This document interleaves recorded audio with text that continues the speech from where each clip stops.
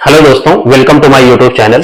देखो, सीआई के चक्रवृद्धि ब्याज के इस सवाल को मैं आपको दो तरीके से डिस्कस करूंगा, ठीक है ना। तो आप सॉल्यूशन को पूरा जरूर देखना, अगर देखना तो, ठीक है ना। देखो, इस सवाल में आपसे क्या कह रहा है, 12% वार्षिक की दर से 2 वर्ष का चक्रवृद्धि ब्याज आपको 1908 आपका दिया हुआ है, तो मूलधन आपको प्रिंसिपल आपको बताना है, ठीक है ना।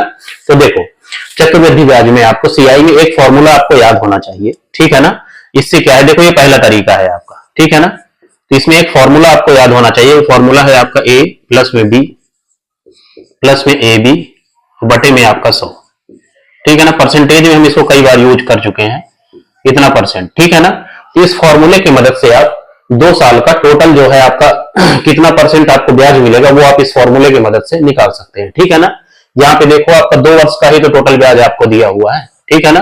रेट कितना दिया हुआ है आपका 12%, तो 12% पे इस फॉर्मूले को आप अप्लाई करिए, ठीक है ना। तो क्या होगा, 12 प्लस में 12 प्लस में 12 गुणे 12 कितना होगा 144 और बटे में आपका 100, ठीक है ना। इसको सॉल्व करिए तो ये कितना हो जाएगा, देखो आगे, ये 12 दूनी आपका 24 हो गया, सॉरी 12 दूनी 24 और प्लस में आपका 144 में जब 100 से डिवाइड करोगे तो क्या आएगा, 1 दशमलव में आपका 44, ठीक है ना। तो ये कितना होगा, ऐड करो, ये कितना हो गया 25.44, ठीक है ना, परसेंट, ठीक है ना।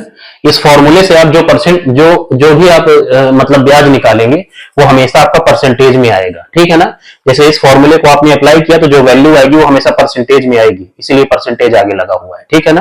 तो देखो, आपको जो ब्याज मिल रहा है टोटल आपका 25.44% मिल रहा है, ठीक है ना। तो इसी की वैल्यू आपको 1908 दी हुई है, ठीक है ना।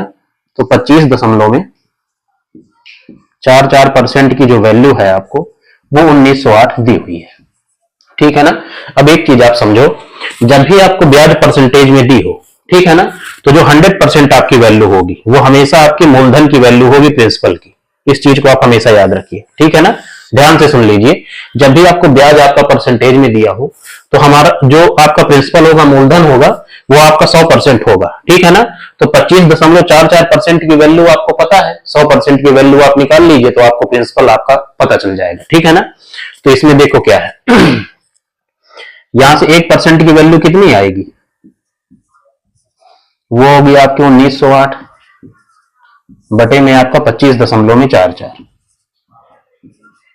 ठीक है ना। ये 1% की वैल्यू है, हमें 100% की चाहिए, तो 2 जीरो आप चिपकाओगे, मतलब 100 से गुणा करोगे, तो यहां भी आप 100 से आप गुणा कर दीजिए, ठीक है ना। बस इसी कैलकुलेशन को आप करेंगे तो आपका प्रिंसिपल आपको मिल जाएगा, ठीक है ना। यहाँ पे जो 100% है आपका वो क्या है, आपका मूलधन है, ठीक है ना। इसको सॉल्व करो, देखो यहाँ पे 2 अंक के पहले दशमलव है नीचे, तो इसको आप हटा दीजिए और 2 जीरो आप आगे बढ़ा दीजिए, ठीक है ना। अब इसको आप सॉल्व कर लीजिए, देखो ये 3 से कट रहा है ना, ये 3 अठे 24 हो गया और 1 25, 3 चौको 12, 2 14, 3 अठे 24 आपका, ठीक है ना। और ये कितना हुआ, देखो 3 छंग 18, 1 19, 3 त्रिकाई 9, 1 10, 3 छंग 18, ठीक है ना। ये ऊपर वाली वैल्यू मैं सारी हटा दे रहा हूं, इसकी कोई जरूरत नहीं है, देखो इसको हम काट चुके हैं, ठीक है ना। अब देखो ये क्या होगा, ये आपका 6 गुणे में आपका 6 के 6 और 0 आपका 106 है, ठीक है ना। और ये कितना है आपका 8 गुणे में आपका, ये कितना है 8 1 के 8 और 0, ये 8 गुणे में 106 है, ठीक है ना। तो 106 से आपका 106 आपका कट गया, ठीक है ना। अब देखो 8 से आप इसको काट लीजिए, मैं इधर किए दे रहा हूं, ये कितना आया आपका 6, उसके आगे कितने जीरो हैं, 4 जीरो हैं, 1 2 3 4 और बटे में आपका 8, ठीक है ना। तो इसको आप सॉल्व करिए, ज्यादा नीचे तो नहीं हुआ जा रहा है, ये कितनी बार जा रहा है, देखो 8 7 56, 4 7 8 5 40, तो 7500 आपका आएगा, ठीक है ना। तो जो आपका मूलधन आएगा, जो प्रिंसिपल आएगा वो 7500 आएगा, ठीक है ना। तो ये हो गया आपका फॉर्मूला वाला मेथड, ठीक है ना। दूसरा, इसको आप रेशियो से भी निकाल सकते हैं, ठीक है। देखो कैसे, अगर वीडियो को पूरा देख लोगे तो फिर आप जो है इसको आप अच्छे से समझ जाओगे, ठीक है ना। कुछ भी रटना नहीं है आपको गणित में। देखो यहां पे क्या है, आपका रेट कितना है, आपका 12% है, 12% वार्षिक है, ठीक है ना। इसका मतलब आपको 1 साल में 12% आपको ब्याज मिल रहा है, ठीक है ना। तो 12% को आप क्या लिख सकते हो, 12 बटे में आपका 100, ठीक है ना। ये देखो 4 से आपका कट रहा है तो काट लीजिए इसको, तो ये कितना हो जाएगा 4 तिहाई 12 और बटे में आपका 25। ठीक है ना। अब देखो इस फ्रैक्शन को रीड करना जो है आप जानते हैं क्योंकि पहले से मैं इसको आपको बता चुका हूं। ठीक है ना। फिर भी यहाँ पे देख लो, यहाँ पे नीचे वाली वैल्यू जो होती है वो आपके मूलधन होती है, प्रिंसिपल। ठीक है ना। ऊपर वाली वैल्यू हमेशा आपकी ब्याज होती है। ठीक है। और मिश्रधन अगर हमें चाहिए होगा तो मूलधन में ब्याज ऐड कर देंगे तो मिश्रधन हमको मिल जाएगा। ठीक है ना। तो इससे हम रेशियो लिख रहे हैं किसका, मूलधन का और मिश्रधन का। ठीक है ना। तो मूलधन कितना है आपका 25। ठीक है ना। और मिश्रधन कितना होगा 25 में आप 3 जोड़िए, कितना हुआ आपका 28। ठीक है ना। तो देखो सीआई के केस में, चक्रवृद्धि ब्याज के केस में ब्याज तो सेम नहीं होता है लेकिन मूलधन और मिश्रधन का जो रेशियो होता है वो हमेशा आपका सेम होता है। ठीक है ना।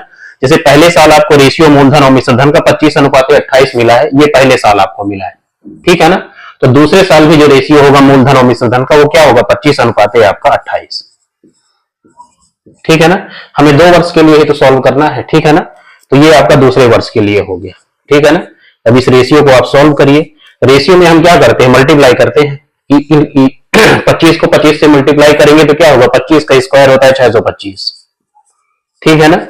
28 गुणे 28 कितना होगा 784। ठीक है ना। अब देखो आपको 30 तक का स्क्वायर तो एटलीस्ट आपको याद ही होना चाहिए। ठीक है ना। अब देखो 625 थी आपकी धनराशि, वो 784 हो गई, तो ब्याज कितना मिला आपको, माइनस करिए। 784 में से आप 625 माइनस कर दीजिए तो कितना हो गया, 14 में से 5 गया 9 आपका। ठीक है ना। 7 में से 2 गया 5 और 7 में से 6 गया 1, 159 आया। ठीक है ना। ब्याज ये जो 159 आया है ये आपका ब्याज है, आपका इंटरेस्ट 2 साल का। ठीक है ना। जो सवाल में आपको दिया हुआ है 1908। ठीक है ना। इसी 159 की वैल्यू आपको यहां मैं किए दे रहा हूं, वो 1908 आपको दी हुई है। ठीक है ना।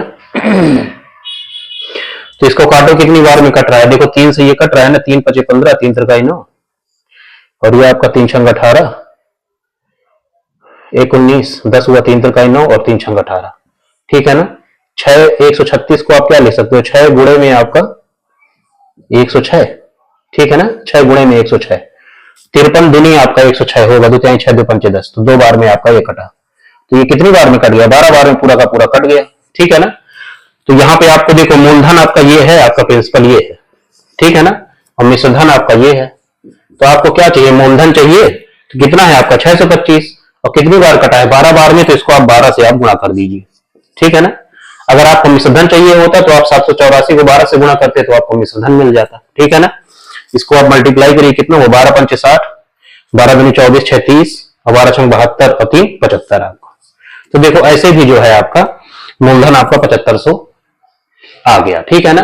तो इस सवाल को आप इसी तरह आप 2 तरीके से बना सकते हैं। रेशियो से तो आप सॉल्व भी कर सकते हैं, फॉर्मूला भी मुझको बताना था इसलिए मैंने इस वीडियो में उसको भी आपको बता दिया। ठीक है ना। तो इस तरह के जितने भी सवाल हो अब उनको आप खुद से करिए, नहीं तो 1 बाय 1 मैं आपको डिस्कस कर दूंगा। ठीक है।